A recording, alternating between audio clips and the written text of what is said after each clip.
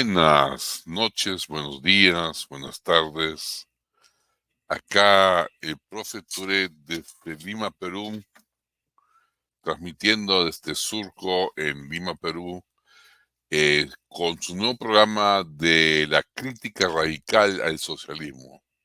Vamos a presentar semana a semana argumentos contra el socialismo y contra el comunismo, eh, diseñados científicamente para rebatir a esta lacra social. Sin embargo, tenemos que reconocer un primer punto, que es el éxito de las ideas socialistas en la materia propagandística. Nadie puede negar que las ideas socialistas han impregnado el siglo XX y lo que va del siglo XXI.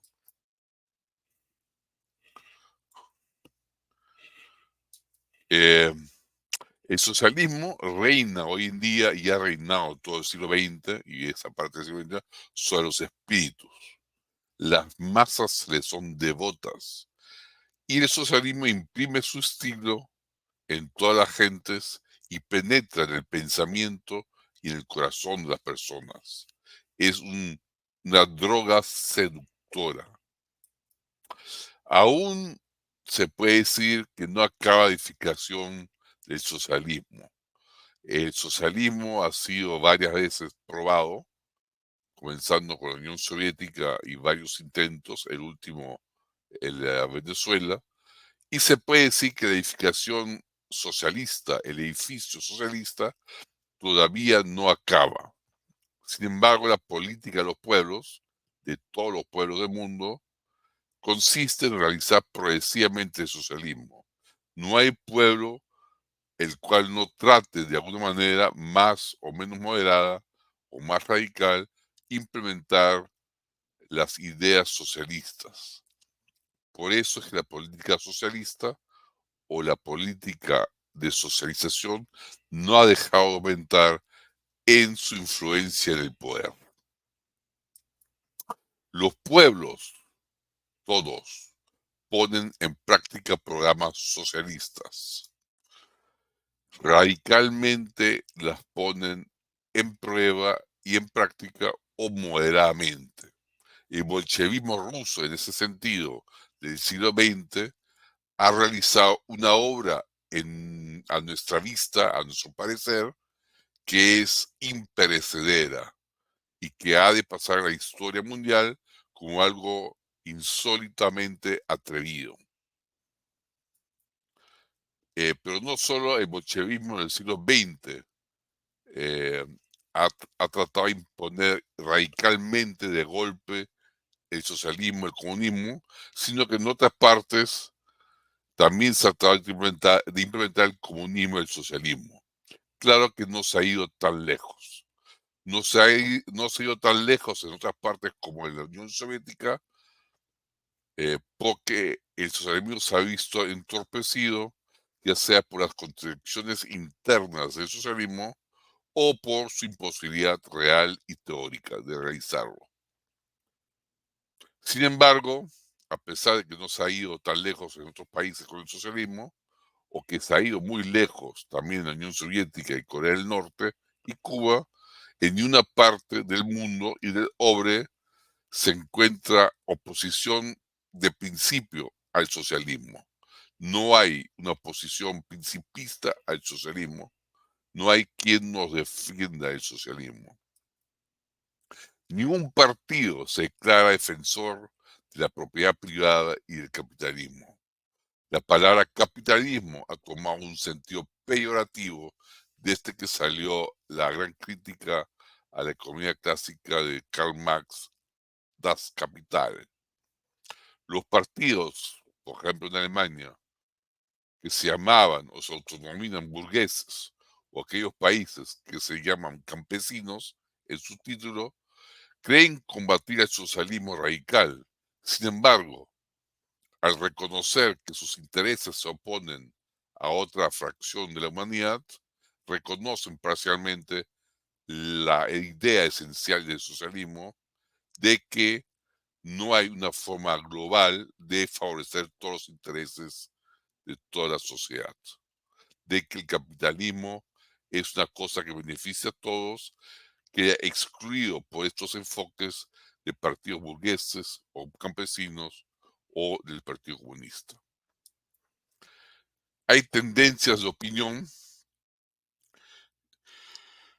que reprochan a la organización económica y social que se funda en la propiedad privada de los medios de producción.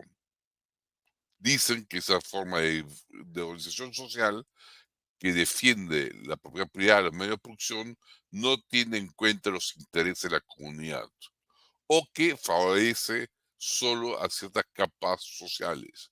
Incluso se afirma que al no ser centralmente planificada, entorpece la productividad científica de la producción.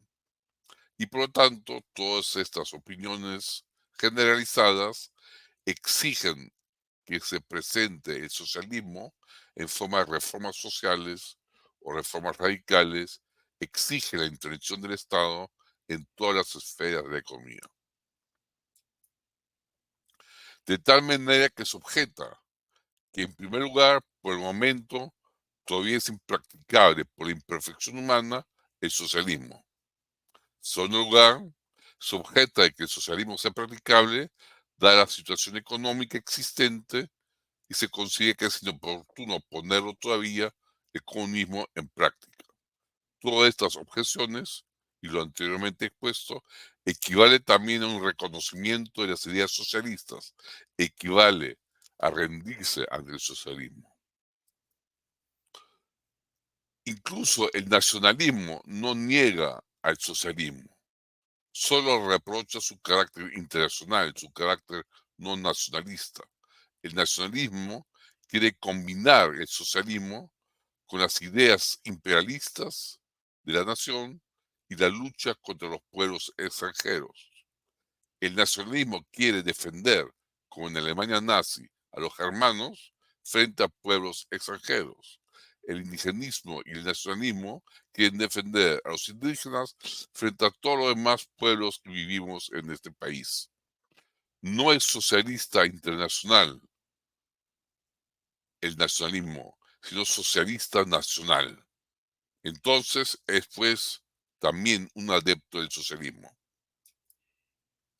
Los defensores del socialismo no son solo, sin embargo, los bolcheviques y los amigos de la antigua Unión Soviética o de Cuba o de Corea del Norte.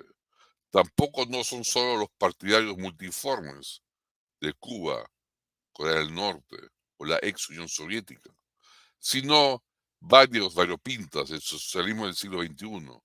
También los verdes, destructores de la economía y los varios grupos defensores de clases o de microclases en antagonismo, como por ejemplo los que oponen hombres contra mujeres, los que oponen blancos contra negros, los que oponen negros contra indígenas, todos ellos que guían a la lucha de clases a la microesfera de la vida, son en cierta manera partidarios y defensores del socialismo. Todos, todos, absolutamente todos, los que no defienden el régimen de propiedad privada y el capitalismo del libre mercado y que consideran que el régimen socialista es superior a este, son parte de este sistema socialista, llámense como se llamen. Si el término socialista se toma en su sentido más amplio, entonces se reconocerá que la mayoría de las gentes están a favor del socialismo. Tal ha sido el lavado de cerebro de la propaganda socialista en el siglo XX y el siglo XXI. Pocos nos declaramos liberales. Se ha llegado a tener la costumbre de llamar socialista o comunista solo a quien quiere completar el programa comunista ya mismo y a toda marcha de golpe. Se niega la palabra de comunista o socialista a los partidarios de las tendencias que desean lograr igualmente este fin del comunismo, pero con mesura y por medios democráticos.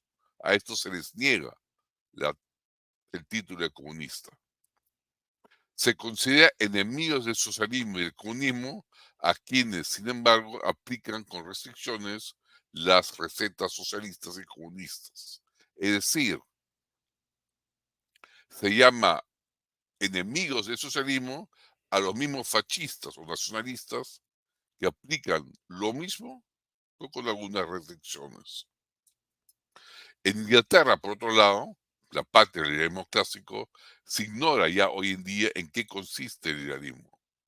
Los liberales, entre comillas, liberales ingleses de hoy son nada más y nada menos que moderados socialistas.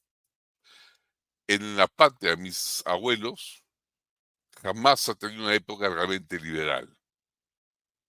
Alemania, después de un pequeño auge de libertades bajo la economía social del mercado, ha visto debilitada y empobrecida su causa debido a políticas antiliberales. Retienen una vaga noción de lo que es el liberalismo en Alemania y hoy en día menos. La pujanza del bolchevismo se apoyó clamorosamente en el éxito posterior a la Segunda Guerra Mundial. La simpatía que ganan las ideas del bolchevismo le dan fuerza. Es la simpatía y las ideas la que convence a la gente, no las armas del bolchevismo o del comunismo. Hay que tener esto muy en claro. La gente se seduce y cae en las manos del comunismo por la simpatía con las ideas, no por las armas. Muchos socialistas consideran prematuramente que la empresa bolchevique ha sido llevada a cabo muy rápidamente y piensan que solo el porvenir podrá realizar el comunismo que ha de anunciar Marx. Entonces, se considera que lo que hizo el bolchevismo ruso fue anticipado y creen que tarde o temprano, por el desarrollo mismo de la democracia y del capitalismo, vendrá el sistema comunista. Toda esta gente que piensa de esta manera está influenciada nada más y nada menos por la Tercera Internacional para luchar contra el capitalismo. Todo aquel que luche contra el capitalismo, al final y al cabo, refleja las intenciones de la Tercera Internacional.